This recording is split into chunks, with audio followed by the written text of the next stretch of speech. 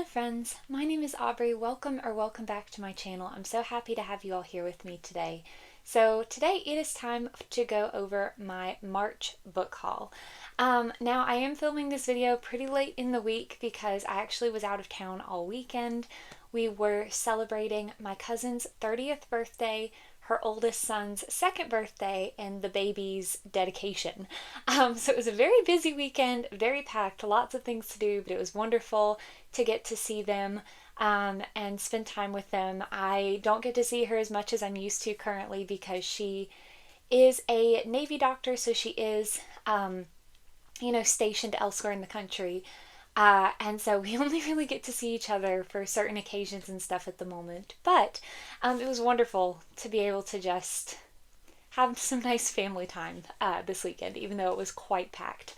So that went on all weekend. We didn't get home until Monday afternoon, and then I have actually had a migraine for the last 2 days. So if I seem at all out of it, I'm sorry. I'm very tired. My head is still hurting.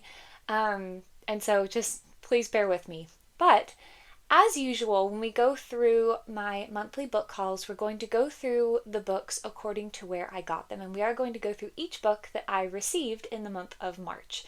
So I'm still doing really good about not buying books this year, just to give myself a little bit of a break, with the only exceptions being continuations of series that I am currently working on, or special editions of books.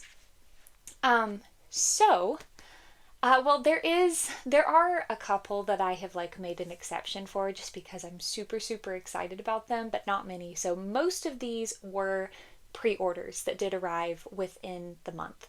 So we're actually going to start with one that was a gift. My birthday is in December, and so my mom actually pre-ordered this for me as part of my birthday / Christmas present, and it came in this month, which is very exciting. But that is the second omnibus for the Temeraire series. So Grimoak Press is doing these omnibus editions of Temeraire by Naomi Novik, which, if you can't tell, for these two shelves is one of my favorite series of all time.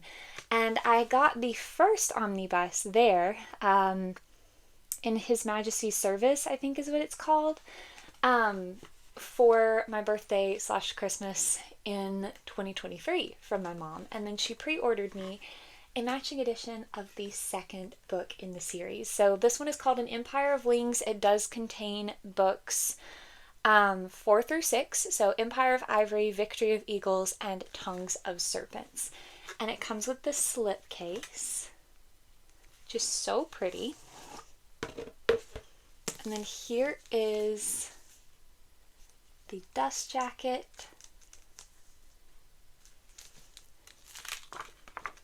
And the naked hardcover has this pretty foiling on it and this very glossy material. And this edition is illustrated by Daniel Govar, and it is signed by both the author and the illustrator, and it is numbered. So this one is number 564, which does match my number for the first book, or for the first omnibus. And as I said, this edition is illustrated, so I'll just show you the first illustration. So pretty. I'm so happy to have this. Temeraire is genuinely, it means so much to me. It is one of my favorite series ever. I love it so much. And I collect as many editions as I can of this series, and it's so wonderful. It is a Dragon Rider fantasy. We follow, I say fantasy, there's no magic. Literally the only thing that's different is that there are dragons, which are sentient creatures. They can speak, and communicate with humans on the same sort of level that humans do. But there are dragons that they can use for aerial warfare that are integrated into different cultures. So we follow Captain William Lawrence, who is a member of England's Royal Navy. And one day his ship captures a ship carrying a dragon egg to the French. So this does take place during the time of the Napoleonic Wars. And through circumstances, Captain Lawrence is then bonded to the baby dragon that hatches out of the egg, who he names Temeraire. And they become members of the Aerial Corps, fighting against Napoleon's armies to defend England.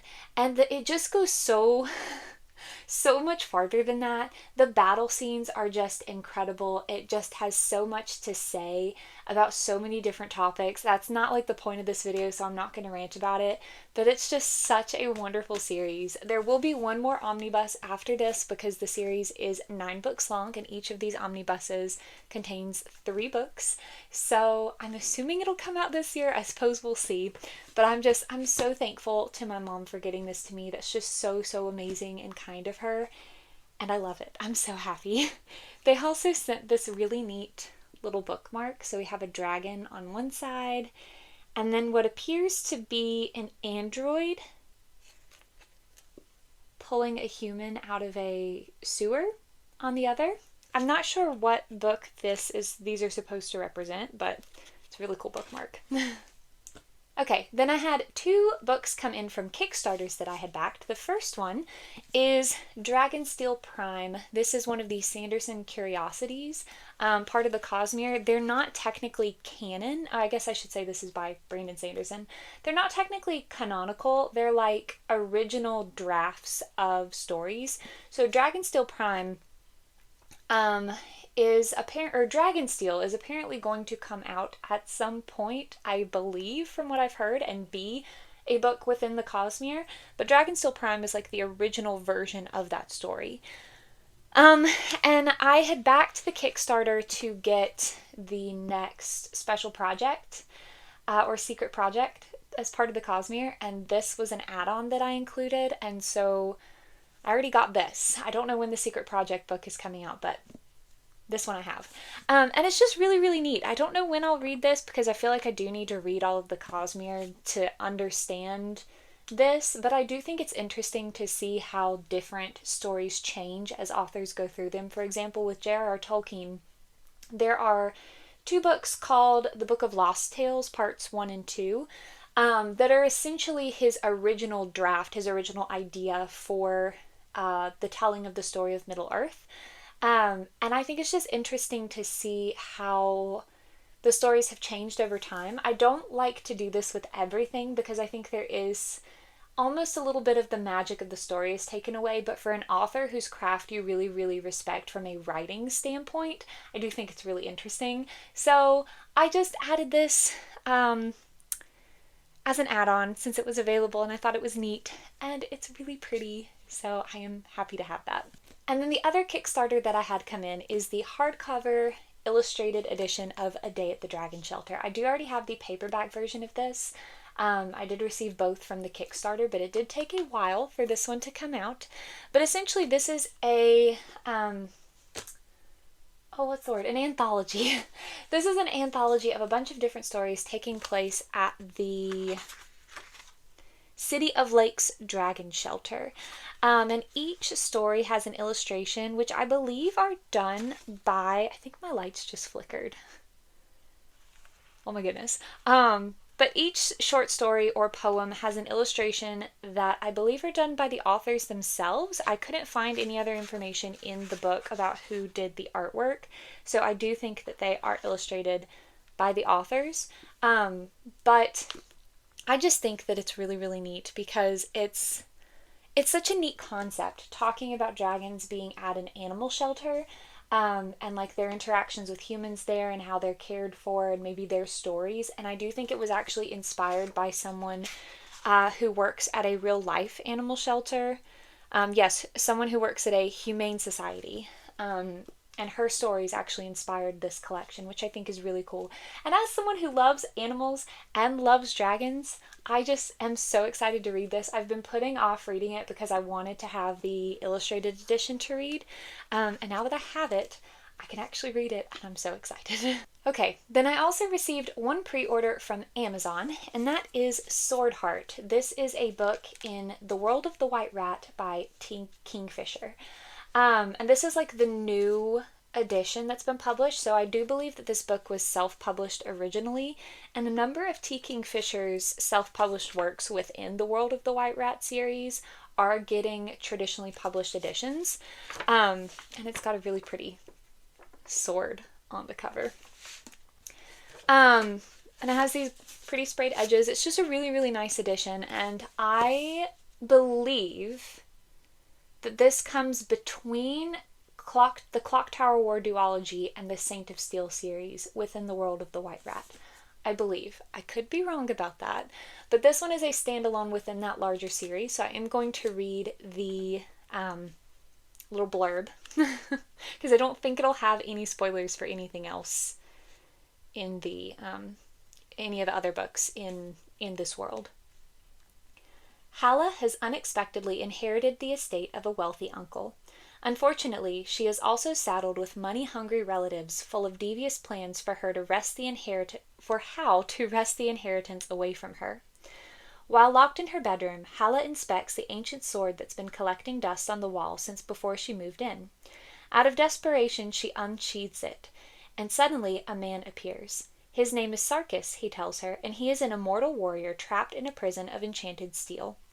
Sarkis is sworn to protect whoever wields the sword, and for Hala, a most unusual wielder, he finds himself not fending off grand armies and deadly assassins, but instead everything from kindly-seeming bandits to roving inquisitors to her own in-laws. But as Hala and Sarkis grow closer, they overlook the biggest threat of all, the sword itself. So this is a fantasy romance. It says we have fantasy romance between a widowed housekeeper and her unlikely sworn protector.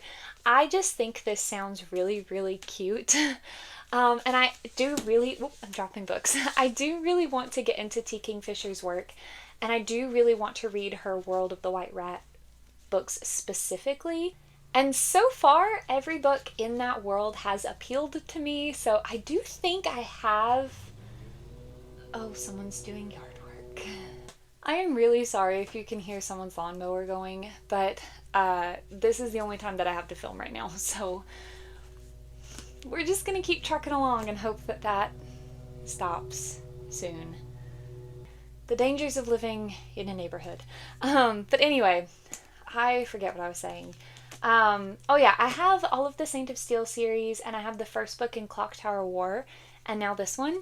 So I'm pretty set. I think the only other book in the World of the White Rat that I need is the second book in Clock Tower War. But I want to read the first one and make sure, that I like it before I order the next one.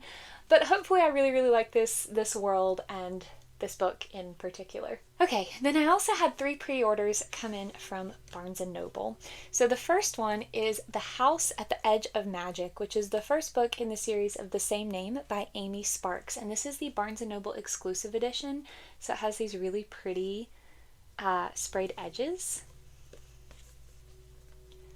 A Witch's Curse, a Hidden Treasure, a Wizard in Fluffy Slippers. 9 is an orphan pickpocket with nothing to her name, but when she plucks a beautiful ornament from someone's purse, she's sure her luck is about to change. Instead, her treasure grows into an enormous house full of magic, mystery, and ridiculous residents. But this enchanted place is under a terrible curse that only 9 can break, and she might be willing to help for something in return. So yeah, that sounds really cute.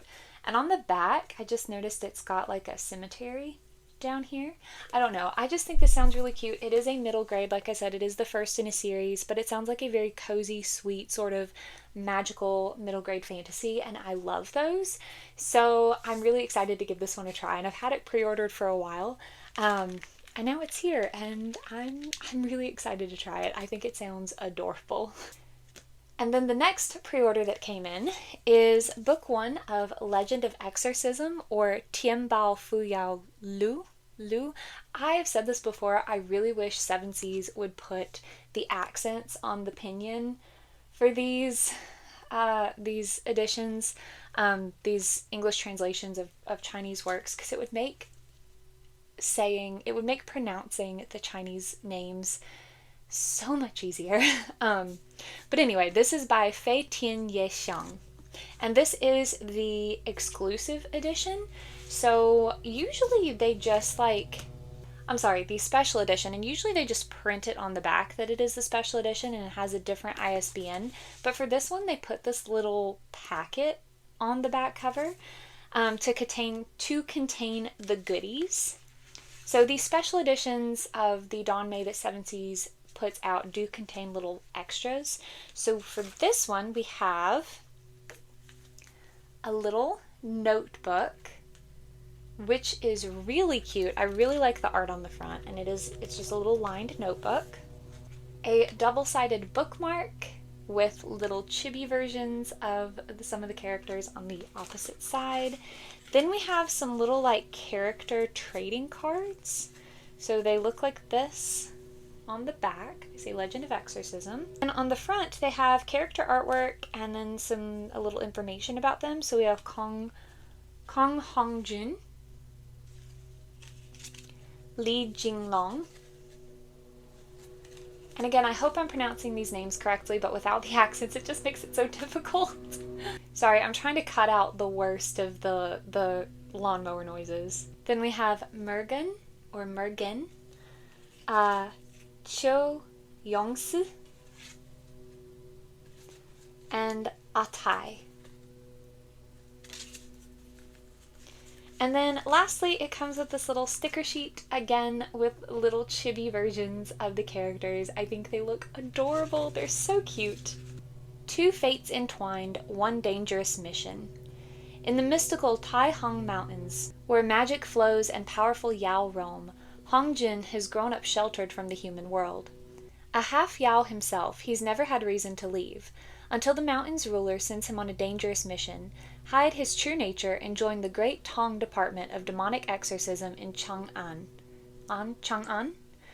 Upon arriving in the bustling capital, Hongjun meets Li Jinglong, a luckless soldier with no spiritual power, tasked with leading a team of extraordinary exorcists. Together, they and their enigmatic companions must face the dark forces threatening the city. But as a bond begins to bloom between Hongjun and Li Jinglong, Hongjun wonders, can he trust Li Jinglong with the truth of who and what he is? Okay, sorry about that. Sorry about all the breaks. I think they're done now. Fingers crossed, hopefully they are. So anyway, this is a Donmei. It is illustrated by Ruthie or KK Kukul. And I am so excited for this series. So I actually saw part of the donghua, or the Chinese anime, for this several years ago. The first season, I believe it was available online for free to watch legally. And I did so, and I just thought the concept was so interesting. The donghua was a little silly, but it was in the same style as the donghua for the Scum Villain's self-saving system. So I think maybe that was like the interpretation of it for the show. I don't know if they were done by the same studio or not, or by the same production team, but they very much reminded me of each other. But I just thought that the concept was so interesting, and I wanted to know how the story continued ever since. But I don't know if maybe it got canceled, or if the next season just never became available in English, like with an English sub. But now they are releasing the novels. I didn't even know it was based on novels until I saw the announcement for this, and I'm so happy that they're releasing these in English. I had this pre-ordered as soon as I saw that it was announced, and I'm so happy to try this. And then the last pre-order that came in from Barnes & Noble, it is a pre-order, but I did actually order it this year, and it is not a special edition or part of a series that I've already started, or started collecting. So it does break my rule for myself this year, but that's okay because I ordered it during the pre-order sale, and it's fine. But that is The Prince Without Sorrow, which is the first book in the Obsidian Throne by Maitri Wijesekara. I'm so sorry if I'm pronouncing that name incorrectly, but please look at this cover. It is so pretty and just kind of adorable. I love it so much. I actually like this one a lot better than the UK version, but I just thought this sounded really neat, and the cover was a big draw for me, and I did order it. A prince born into violence seeking peace. Prince Ashoka is the youngest son of the tyrannical emperor Adil Maurya. Considered an outcast by his father for his rejection of the emperor's brutal onslaught against the witches of the empire, Ashoka longs for change. When the sudden and unexpected death of his father leaves the monarchy in disarray, Ashoka is sent to govern a tumultuous region annexed by Emperor Adil that is terrorized by nature spirits, a task many see as doomed to fail. Regarded with suspicion by a disdainful governor and evaded by distrustful witches, Ashoka must question his rigid ideals and fight against becoming the one person he despises most, his father. A witch shackled by pacifism seeking revenge. Shakti is a Mayakari, a witch bound by a pacifist code. After witnessing the murder of her aunt and villagers at the hands of the emperor, Shakti hurtles down a path of revenge, casting a curse with unexpected consequences. Posing as a maidservant in the famed palace of the Marias and armed with newfound powers beyond her imagination, Shakti attempts to dismantle the monarchy from within by having the royal progeny ruin themselves and turn their father's legacy into nothing but ash. In a world where nature spirits roam the land and witches are hunted to extinction, Ashoka and Shakti will be forced to grapple with the consequences of power and decide whether to take it for themselves or risk losing it completely. So this says it does draw inspiration from the Mauryan Empire of ancient India. So it seems like this is a fictionalized account or a fantasy version of that empire, considering our royal family are the Mauryas. And I just think this sounds really interesting. It sounds like it's going to have a lot of political elements to it, as well as like questions of morality and leadership, which are things that you may have noticed in previous videos I really like to see in books, so I'm really excited to try this one. Okay, then I had one pre-order come in from Blackwell's. If you don't know what Blackwell's is, it is a bookshop in England that actually has free shipping to the US. So anytime there is a UK edition of a book that I would like to have, I do try to order it from Blackwell's if they have it available.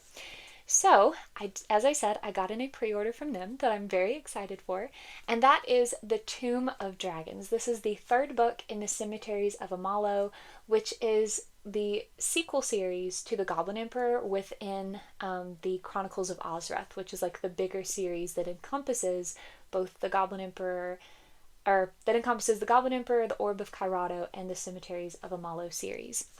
So, and they're by Catherine Addison, who I love so much. This is, like I said, a sequel series to The Goblin Emperor. So, and this is the third book in the series, or in the Cemeteries of Amalo specifically. So I'm not going to read the blurb on the back. But I will tell you what the Goblin Emperor is about. In the Goblin Emperor, we follow Maya, who is the half-elven, half-goblin youngest son of the Emperor of the Elven Empire. And there is a lot of prejudice against him because he is half-goblin and he was the product of a political union.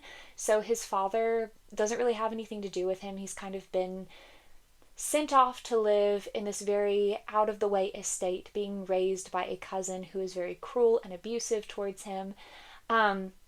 While his father and all of his older brothers, who he never gets the chance to meet, live in the capital. But at the beginning of the series, or at the beginning of the story, because the Goblin Emperor is a standalone within this world, he receives news that his father and all of his older brothers, so everyone before him in line for the throne, have all died in an airship accident. And now Maya finds himself as the emperor in a court that he is having to learn how to navigate, having to figure out who is on his side, try to find allies, maybe possibly uncover conspiracy, because he is questioning, was this accident actually an accident, or is someone trying to, usurp the royal family and take over the throne? And it's very closely character focused political fantasy, and I love it so much. But in the Cemeteries of Amalo, we follow a side character from the Goblin Emperor. I'm not going to tell you who, because I feel like you need to meet them organically in the first book. But I have not started the Cemeteries of Amalo yet, which is a shame because the Goblin Emperor is one of my favorite books of all time. But now I do have the first 3 books. I'm not sure how much longer it is going to be, but I'm so excited to read it. And in addition to the UK edition, I also pre-ordered the US edition from Books A Million, and I'm just this is a series, again, that is one of my favorites, so I do try to collect multiple editions of it. And yeah, I'm so excited to get into the Cemeteries of Amalo and get back to this world. I am a little sad that we're not following Maya as the main character, but I do hope that he will be in here, and some of the other characters that I grew to love in The Goblin Emperor. But I'm super excited. Okay, and then continuing with pre-orders from Books A Million, I have Volume 9 of Grandmaster of Demonic Cultivation, or Modalzushi the Comic. So this is based on a novel series by Moshang Tongshu and is being adapted into a manhwa or comic by Luo Di Chengqiu. I have read the entire novel series. It is a Danmei, again translated from Chinese to English, and I love it. It is a series where we follow our main character, Wei Wuxian, who has been adopted into one of the prominent cultivation clans. And we see him and his peers, his contemporaries, as they end up becoming involved in this war where this other clan is trying to kind of take over and subjugate everyone else under them. And we see a lot of things with like the horrors of war. Wei Wuxian suffers through something that causes him to have to change the way that he performs cultivation, which during the war is met with a lot of, maybe not praise, but acceptance because of how helpful it is. But after the war is met with a lot of revulsion and prejudice, and you know that from the very beginning of the story that the war is over, because this book does have a lot of time jumps where we go back and forth in time, from the current timeline to the past, where we're seeing when they're teenagers the things that they are dealing with and going through. But Wei Wuxian is kind of becomes hated by the entire cultivation world, except for a select few, including Lan Wangji, who is a member of the prestigious Lan clan. And yeah, it's a Danmei. You can kind of figure things out from there.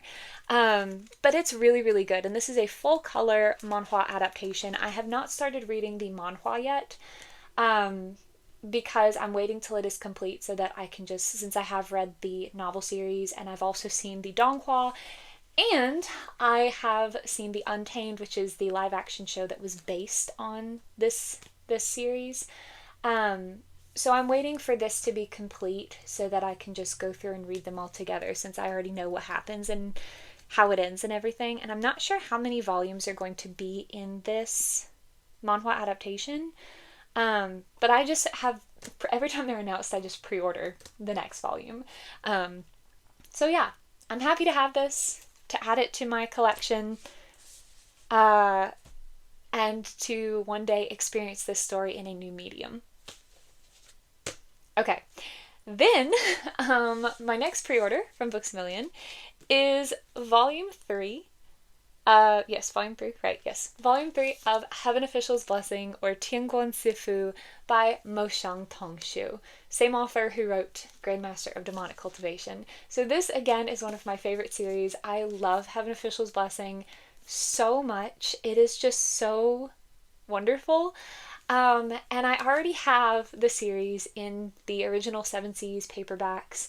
I have already read it, but they announced and are releasing these beautiful hardcover deluxe editions, and so I am pre-ordering them as they are announced. And this is Volume 3, or Book 3. It is so pretty. We have Xilian here on the front. You can see the spine. And then we have a tiny little Huachang on the back. And then we have really lovely sprayed edges, which I could be wrong, but I think that if you put all the books together, the sprayed edges make a larger image. So once I have all 8, I'm going to have to do that and see what it looks like together. And then we have the naked hardback, little Hong Hong R, and a quote on the back. We have end paper artwork. And this edition does have all of the original interior illustrations done by Zelda CW. So all of the illustrations that were in the paperback editions are also in here. But Heaven Official's Blessing, our main character, Xilian, is a god, but he has been banished from the heavenly realm, and has been living on Earth for hundreds of years. He is immortal, an immortal 16-year-old, and he was once a prince, and then ascended to godhood, and then was banished. And we see at the beginning of the story, he actually ascends again for a third time to godhood. And so we follow him as he is basically being a god, helping people trying to obtain followers, because he doesn't have any, because he has kind of been shunned and reviled for hundreds and hundreds of years, and people have either forgotten who he is, or they see him as a god of misfortune and see him as very unlucky and kind of a laughing stock. The other heavenly officials look down on him, make fun of him, kind of shun him. But as he is going on these different missions to help people in the mortal realm, he meets a young man who goes by the name of Sanlong, and Sanlong is maybe not all that he appears. He may be not quite the innocent young man he claims himself to be, because Shilian also hears a legend of a calamity, which is the strongest of the ghosts, a ghost king named Huachong, or Crimson Rainsop Flower.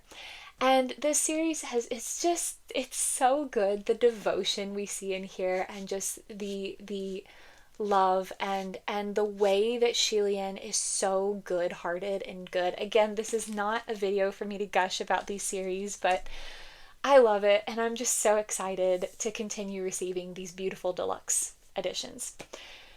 Okay, I clearly need to do a video soon where I just get to gush a little bit, because apparently I'm just in that kind of mood. And apparently my Books A Million pre-orders are a lot of Danmei, because then I also got volume 8 of The Husky and His White Cat Shizun, or Arha Hata the Bai Mao Shizun by Ro Bao Buchi Ro. This is illustrated by ST. Again, it's a Danmei from Seven Seas. We follow our main character, Moren, who wakes up in the past. So he wakes up with all of his memories of his previous life, where he kind of became the emperor of the entire land, but was very unhappy because he had had a number of betrayals and tragedies occur, and ended up taking his own life, only to wake up in the past. And he decides to use this as an opportunity to live his life the way that he wants to make sure that he saves the people he wants, that things go correctly this time, and that maybe he gets some revenge on the people who betrayed him and caused his misfortune in the first place. One of those people he believes is his shizun, or his teacher at the cultivation clan to which he belongs, named Chu Wanning. However, Moren quickly starts to realize that maybe things are being misinterpreted on his part in his original life, and maybe they were not all that they appear. I have only read the first volume of the series, and the beginning of it I was a little iffy on. I've mentioned this before, just some of the choices Moren was making, I was like, I'm not really a fan, and I was kind of afraid that it was going to be that Moren himself was going to be just a little bit too... It's not even that I don't like characters that make bad choices or do bad things, or like morally gray characters. It's not that. It's just some of the things he was doing were just a little icky to me, on a level to which I was like, if the whole series is going to be like this, I'm just not going to be engaged. I'm just not going to like it. But it did get better pretty quickly, and by the end I was invested, so I am collecting these as they are released, and I hope that it continues to get better and I continue to like it. But yeah, again, it's not that I dislike characters or protagonists who, engage in things that are not, like, whose morals differ from what I would expect from someone in real life. It's just that, because, I love the Count of Monte Cristo, and I don't believe in vengeance in real life. I think it's stupid, but that is a great book. That is the best revenge story ever. So it's not that. It's just that some of the specific things he was doing at the very beginning, I just found to be things that ick me out a little. if that makes sense. And I was like, I'm just not going to deal with this if this is the whole series. But like I said, that was just a very brief part at the beginning, and it did get better, and I am invested. And so I do really want to continue this series this year because I'm super behind. And then the last pre-order that I got in from Books A Million is book 3 of Lout of Counts Family by Yu Ryo Han. I believe the author is Korean, and I apologize. I'm very unfamiliar with Korean pronunciation, so I'm very sorry if I said that incorrectly. But I have already read this. I actually just finished it yesterday. I really am enjoying this series. So this is an isekai or a transmigration series. I'm not sure if there is a word for it in Korean, but essentially with isekai, you have a character who wakes up in a different world from their original one. So in this story, we have Kim Roxu, who wakes up in a novel series that he has been reading as one of the characters named Kale Hinatuse.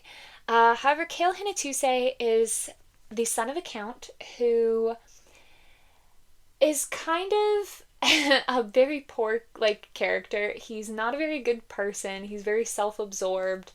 Gets into trouble because of his bad attitude and his lack of empathy that he shows towards others. So the new Kale decides that he is going to make it so that he can live a very relaxed life. And he doesn't want to get engaged with the plot, but obviously, inevitably, he does. And he ends up kind of accumulating all of these people who start to be on his side. And he is trying to make it, like I said, so that his life is easy and relaxed, but he is willing to work to get there. He just wants to make sure that himself and his people are protected, because there is a lot going on in his new world when he arrives there. A lot of things are brewing, such as potential war on the horizon, and he is determined that this is not going to ruin his life, that he is going to have a good life. And it's just really, really fun, and I really enjoy it, and I really liked book 3. And I'm super excited for book 4, but it's not going to come out until June, I think it is, so I have a couple months, which is sad. Okay. And then I had some books come in from the Broken Binding. So first we have The Dark Mirror, which is the 5th book in the Bone season by Samantha Shannon. And these are the new covers that they're releasing for the series. But this edition, as I said, came from the Broken Binding. So we have these absolutely incredible sprayed edges.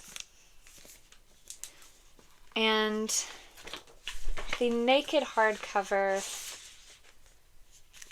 is this really pretty yellow color. We have a quote on the spine. I really don't know how well you can see that because it is yellow on yellow. It's very easy to see in person, just on camera I don't know how well it comes across. Really lovely end papers that match the sprayed edges, and it is signed by the author. Now I'm going to be honest, I don't really remember anything about the Bone season except that I think it is academia with magic, and I believe it takes place in England. And I don't feel like going to get book 1 and reading the synopsis, so that's really all I know. But now I have the first 5 books, all from the Broken Binding, so I really hope I like this series. This is one of the very rare times where I just collect multiple books in a series that I myself am unfamiliar with, without trying it or being familiar with it, but they're just so pretty, and I hear such praise for it, so there you go. And then the next 3 books that I have were a special edition set of the first 3 books in Malazan Book of the Fallen, which I believe is the first series in the world of Malazan, so in Malazan. And these are all by Steven Erikson. So we have Gardens of the Moon, which is the first book. And someone please tell me if you know, is it Malazan or Malazan? Because I've heard both, and I'm unsure as to which it is. I should really do more research, but when I've looked it up just kind of preemptively, it was unclear. But we have really pretty sprayed edges, and I guess once I go through them all, I'll show you the sprayed edges together, because they do make a picture. Then we have the naked hardcover, which is also just gorgeous. Look at that. The level of detail on that is insane. our front end papers. It is signed by the author, and our back end papers. Then we have book 2, Dead House Gates. And then the sprayed edges. So I have heard people say that Malazan, Book of the Fallen, is very, very complex, but it has been a series I've wanted to try for a while. Here is the naked hardcover. Again, the level of detail, it's just insane. And when the Broken Binding announced these, they were just too gorgeous, and it was just such a good sign to go ahead and invest, and hopefully I will like it. Oh, the end papers are a little damaged right there in the corner, but we have the front end papers. Again, it is signed. And then we have the back end papers, which are so cool. Oh, look at that. Oh my gosh. And then we have book 3, Memories of Ice. There are the sprayed edges.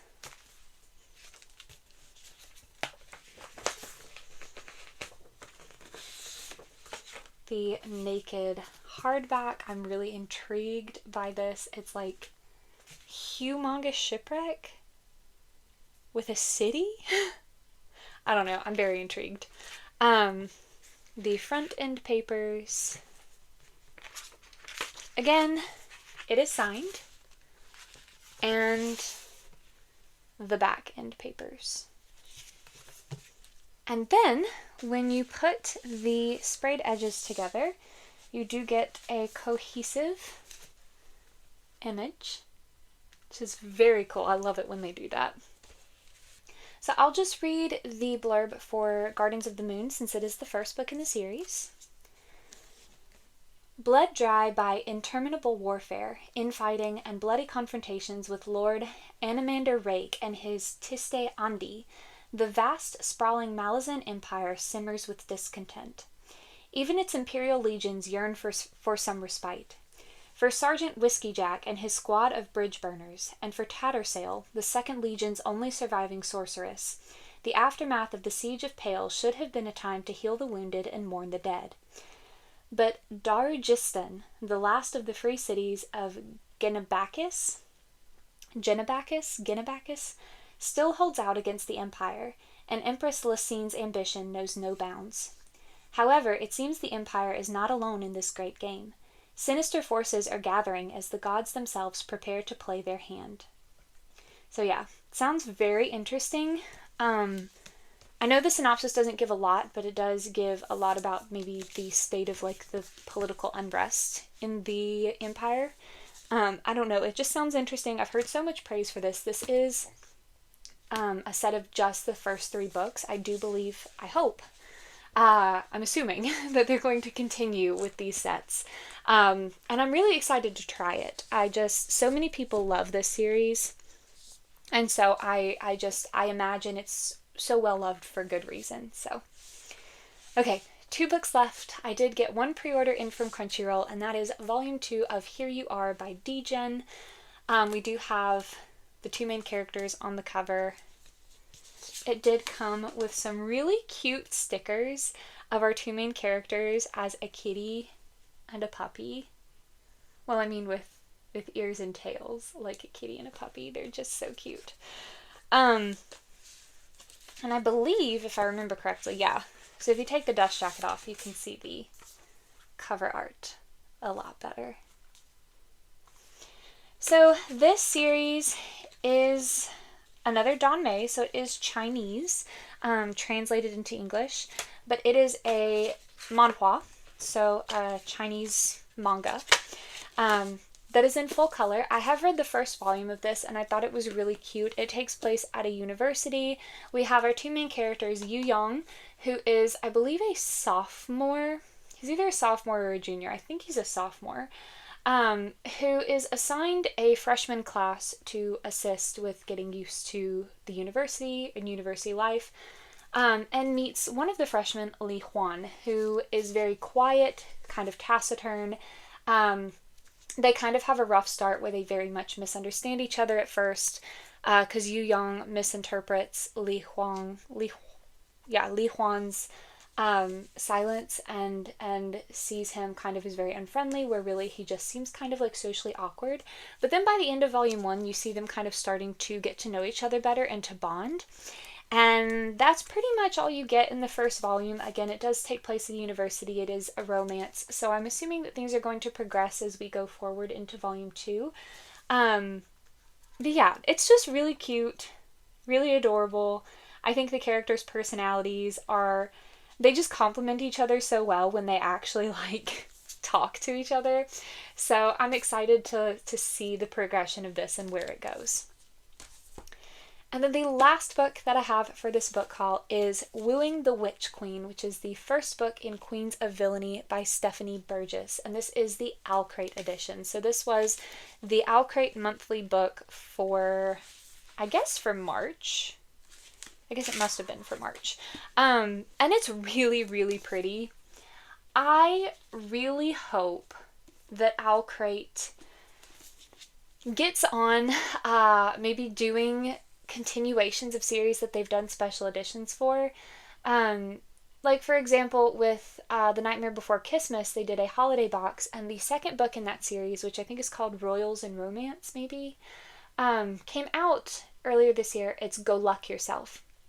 And I was really hoping they were going to announce a special edition of that, and they have not yet.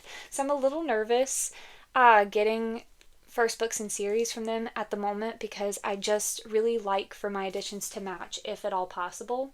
It does have really pretty sprayed edges. I mean, it's not like a huge deal, but I wish if you're going to make an edition of a book in a series, you should commit to the whole series. So I really hope they do for this one. But then we have an alternate side to the dust jacket. We have a really pretty naked hardcover. Then we have art on the end papers. So here are our front end papers. It is signed by the author. And here are the back end papers. In a gaslit world where hags and ogres lurk in thick pine forests, 3 magical queens form an uneasy alliance, and love turns their world upside down. Queen Saskia is the wicked sorceress everyone fears. After wresting the throne from her evil uncle, she only wants one thing: to keep her people safe. She needs to spend more time in her laboratory experimenting with her spells. She definitely doesn't have time to bring order to her chaotic library of magic. When a mysterious dark wizard arrives at her castle, Saskia hires him as her new librarian on the spot. Fabian is sweet and a little nerdy, and his requests seem a bit strange. What in the name of Divine Elva is a fountain pen? But he's getting the job done, and if he writes her flirtatious poetry and his innocent touch makes her skin singe, well, little does Saskia know that the wizard she's falling for is actually an imperial archduke in disguise. He's on the run, with perilous secrets on his trail and a fast-growing yearning for the wicked sorceress. When his identity is finally revealed, will their love save or doom each other? So this is a romantasy, sounds really cute and really fun, and I am here for it. I'm excited. Oh, that's pretty. Hold on. Let's go to chapter 1 so we don't spoil anything. The, chapter headings are very pretty. So yeah, I think it sounds really fun. Sounds like it'll be a really fun sort of romance to read in the fall. I just really hope that Owlcrate continues the series. But yeah, so that is my March book haul. Those are all of the books that I received during the month. I'm really sorry again for all of the yard work noises. I hope it wasn't too distracting.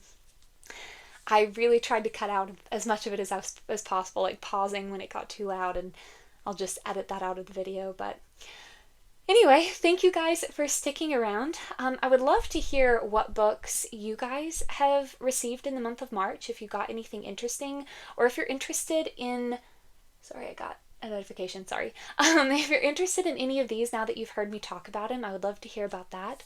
Or if you've read any of these and you would really like or you think that I'm really going to like them, or you want to share your thoughts on them, just please keep all comments spoiler free. But I genuinely really love to talk to you guys in the comments. I know I've been a little absent for this past week's video, but again, I just was so busy, and then I have really just not felt good the last few days.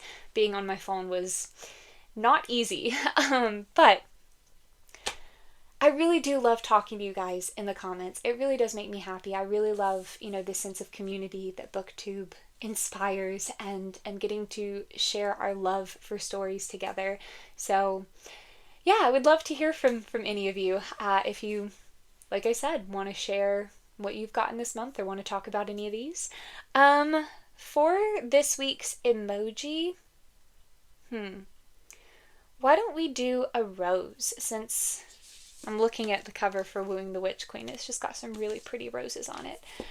So yeah, if you want to put a rose in the comment, either with your comment, or if you don't really have anything to say but you just want to let me know you were here, you can put some roses down there. But yeah, I hope that you guys are having a wonderful day or a wonderful night wherever you are, and I hope to see you in my next video. Bye! Hi, Ezio.